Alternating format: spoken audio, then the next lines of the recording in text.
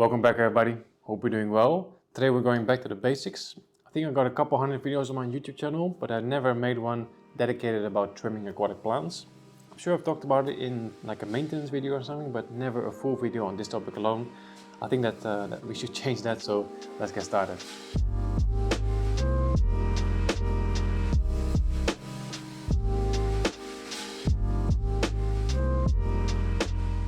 Okay, so there's loads of different types of aquatic plants, so let's make it a little bit easier for ourselves and let's just divide them into 6 groups. So the first group is your stem plants, so I'm thinking Rotalas, Ludwigias, Hygrophila. There's loads of different types of stem plants. I think this is actually the biggest group as well. Group number 2 is the rosette plants. So if I'm thinking rosette plants, Crypt for example, or Echinodorus. Group number 3 is the carpeting plants, so Monte Carlo, Dwarf Hairgrass, Glossostigma, Marcellea, stuff like that. Then group number 4 is the epiphytes, or the rhizome plants, so Java ferns, Anubias, Buceflandera, stuff like that. Group number 5 is the moss, kind of speaks for itself. And the last one, group number 6, is the tubers or the bulbs, so like your lotus or your lilies and Aponegitons, for example.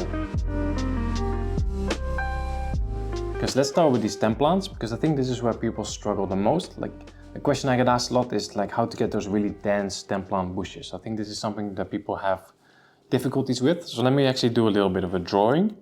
So just imagine that you've just set up a new tank like a few weeks ago. You planted your stem plants and everything is growing.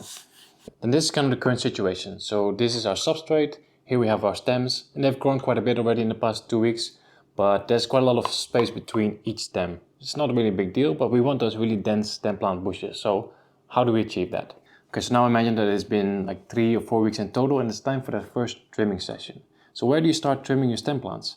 I would always recommend for the first trimming session, to do it as low as possible. So like somewhere over here, somewhere like that. Then the new situation is kind of going to look like this. So we basically just have a few very low stalks basically. So then you kind of end up with something looking like this. So this tank is now a month old, and I just did the first trimming session a few days ago. I could have actually gone a little bit lower, but I've planted this one quite dense, so I didn't have to go all the way down to the substrate. Now what's so amazing about stem plants is that every time you trim them, 2 new stems will appear from the place where you cut. So we just had 5 stalks, and from every stalk, 2 new stems are gonna appear. Okay, excuse my drawing skills, but I think you get the point. So now we have 10 stems, so we're already getting a little bit more dense. But one thing we haven't done yet is we haven't replanted the tops that we trimmed.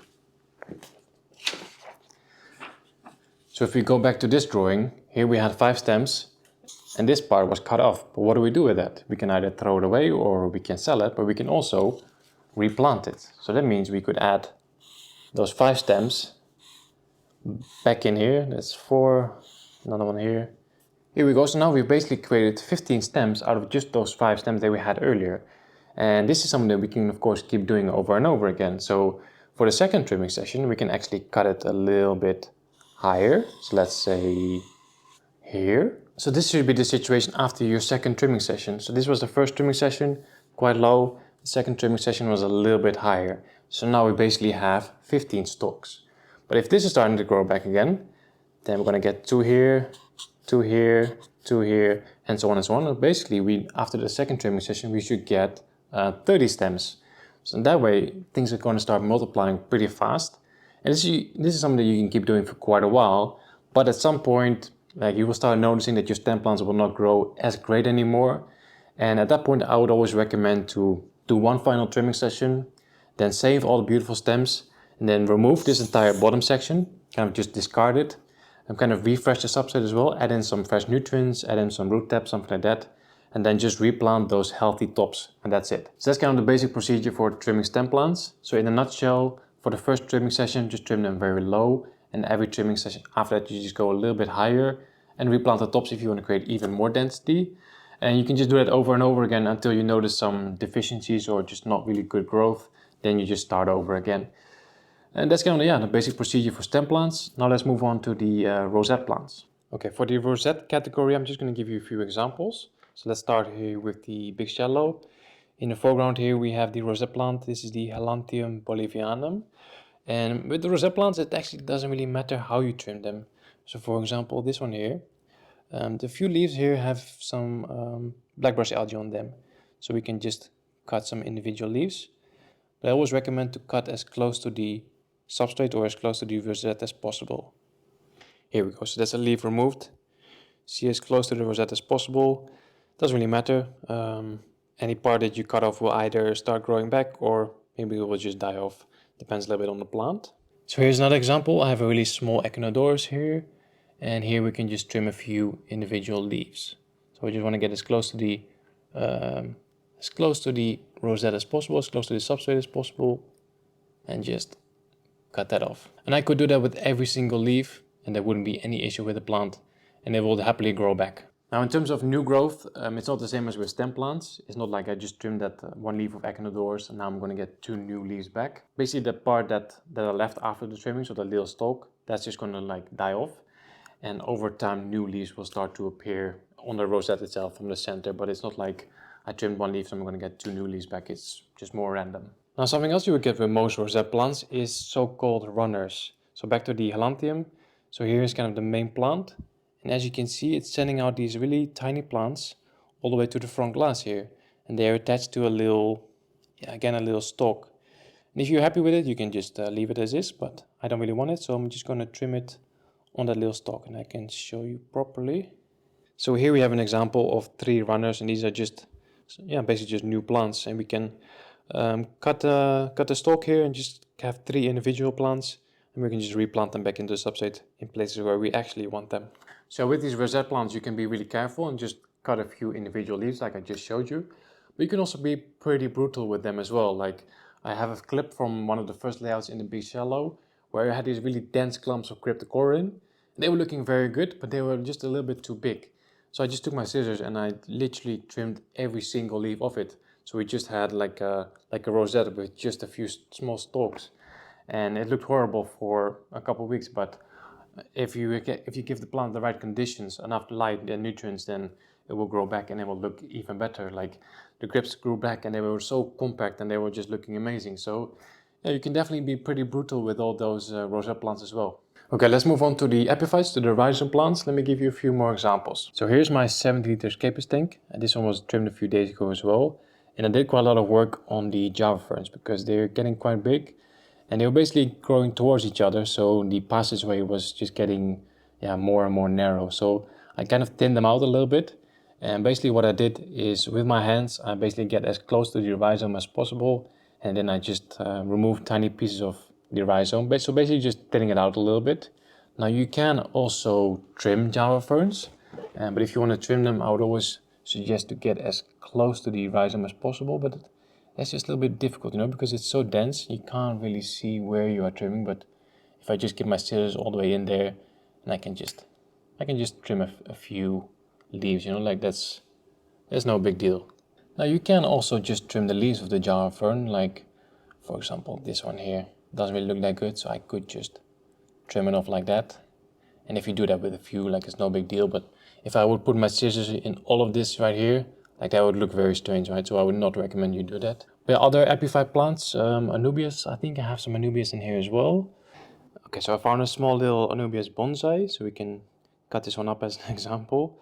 So we have all the individual leaves, and then here we basically have the rhizome. So if you just want to like trim a few leaves, so for example, this one and this one are a little bit ugly, so you could just take your scissors and just cut them off like that. Do the same to this one, just cut the leaves. If you have the clump out of the water, you can actually peel the leaves off as well. So for example, this really small one, if you just look where the leaf is attached, then you just grab it and you just gently kind of pull it off like that. Now if you were to have a really big clump of Anubias, you can also like split the rhizome in half, and you just do that with a really sharp scissor, and then you just find a good place on the rhizome to cut it, and then you just snip it like that. So now we've cut that clump in half, and from this part new roots will grow. and from this part new leaves will grow. So that's kind of how you can make your Nubius clumps either smaller or just trim them. And of course, exactly the same thing that I just showed you with the Nubius also applies to Bucephalanda and basically to any epiphyte plant. But I mean, in general, epiphyte plants just grow very slowly, so it will rarely happen that you actually need to trim them. Maybe sometimes just remove a few leaves if they're just not looking good or they're covered with a little bit of algae or something. So I think that's everything on rhizome plants. So let's move on to carpeting plants. So trimming carpeting plants is very easy, it's very straightforward, and it's actually very difficult to do it wrong. So what I would recommend is to invest in a proper wave scissor. So this is just a scissor with a nice curve in there. Just makes it a lot easier to get close to the carpet, get really down low, and without having to make any like awkward movements with your hand. So really recommend a wave scissor. And once you have this scissor, you can basically just get to work and do what I like to call lawnmower style trimming. You can literally just trim everything like you're trimming a lawn. It doesn't really matter if it's Glossostigma or if it's Monte Carlo, if it's hairgrass, you can all treat it the same way. The only difference between some carpeting plants is that some are a little bit more maintenance heavy. So for example, a carpet with Monte Carlo or Cuba or Glossostigma, those types of carpet needs to be trimmed a little bit more often compared to a carpet with dwarf hairgrass or Eleocharis, for example. So over here in this tank I have a carpet with dwarf hairgrass, and this has been planted I think 2 months ago now, and there is still no need to trim this. I mean, I could if I would want it a little bit shorter, but I think it's the perfect length, so there's no need to trim it.